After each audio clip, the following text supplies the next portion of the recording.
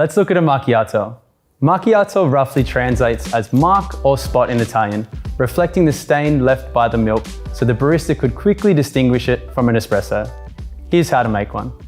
Start by purging your group head and preheating your portafilter. Then remove and dry before grinding. Next, grind your freshly roasted beans. Give the portafilter a few taps like this to settle the grounds and distribute evenly before tamping on a level surface. The most important thing is consistent pressure each time and visually check the tamper is level.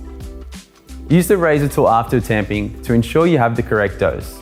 It precisely controls the height of the tamped coffee, a critical variable. Then place the portafilter firmly into the group head and you're good to go for your extraction. Before you start your shot, make sure you set your cup or glass underneath. Today we're splitting our shot between 2 glasses. Hit the 2-cup button and let the machine work its magic. Espresso should drop from the spouts at around 8 to 10 seconds. What we're looking for is a flow that looks like warm honey and a crema topping a pure black coffee. Next, let's get our milk prepared. Given we only need a small amount of microfoam for this drink, pour around 3.5 fluid ounces or 100 ml of fresh cold milk into the jug and texture it like this.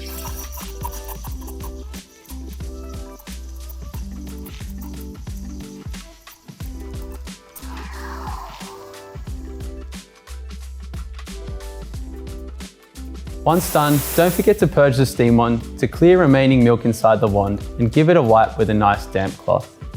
Finally, using a teaspoon, scoop 2 dashes of textured milk onto your espresso to create your mark and add a touch of sweetness. Enjoy.